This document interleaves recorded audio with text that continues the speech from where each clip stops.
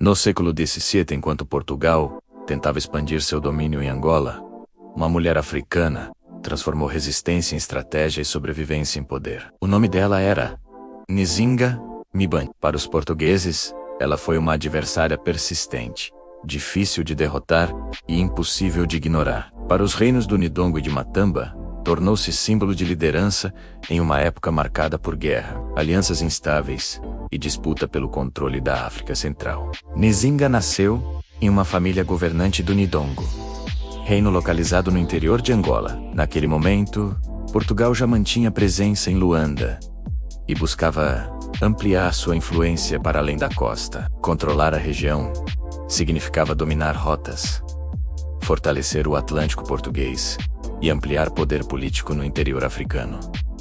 Mas o Nidongo não era uma sociedade frágil. Era um poder africano organizado, com autoridade própria, diplomacia e capacidade de reação. Antes de governar, Nzinga ganhou destaque como negociadora. Em 1622, foi enviada a Luanda para conversar com o governador português, João Correia de Souza.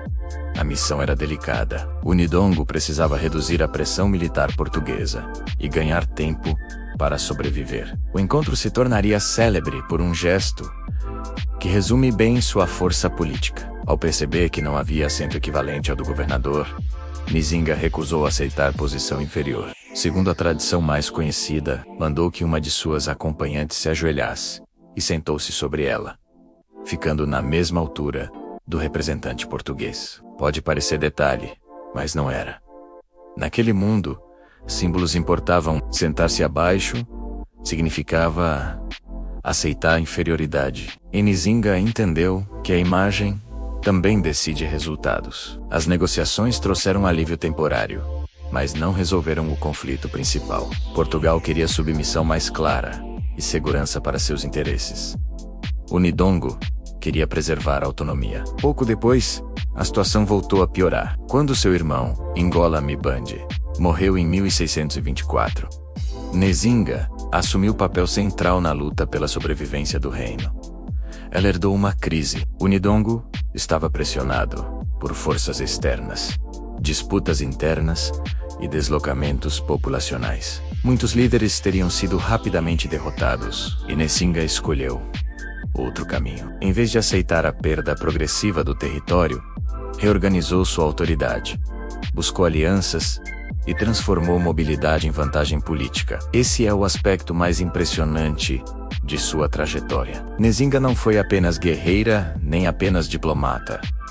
Foi as duas coisas ao mesmo tempo. Quando a negociação podia trazer vantagem, negociava. Quando a guerra se tornava inevitável, combatia. Quando uma posição deixava de ser sustentável, mudava de base e reconstruía o poder. Ela entendeu cedo que resistir a Portugal exigia mais do que coragem.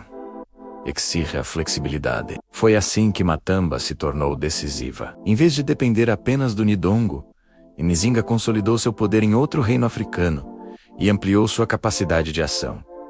Matamba não foi simples refúgio, foi base política, militar e diplomática. A partir dali, Nzinga podia reunir seguidores, reorganizar forças e manter viva a resistência africana. Portugal tinha presença costeira e força militar, mas não conseguia transformar essa vantagem em controle absoluto do interior.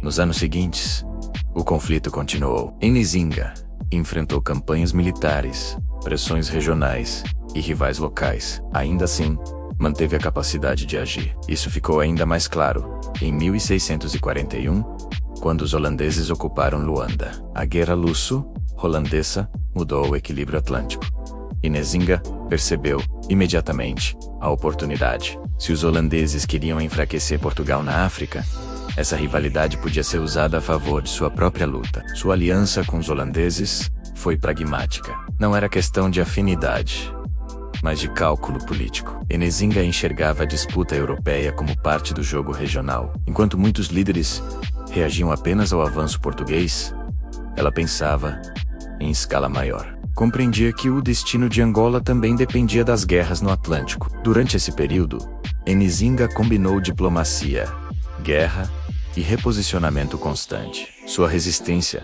não dependia de uma única batalha. Dependia da capacidade de permanecer relevante, obrigando Portugal a gastar tempo, recursos e atenção, sem conseguir vitória definitiva. Nzinga não oferecia ao Império uma frente simples, oferecia um problema político permanente. Mesmo quando o cenário mudou e os holandeses perderam espaço, ela não desapareceu. Muitos líderes dependiam de apoios momentâneos. Quando esses apoios enfraqueciam, também enfraqueciam. Nzinga mostrou que sua autoridade era mais profunda. Continuou governando, negociando e preservando o poder em Matamba. Em fases posteriores, voltou a negociar com Portugal, mas já em posição muito mais sólida. Isso não significa rendição simples.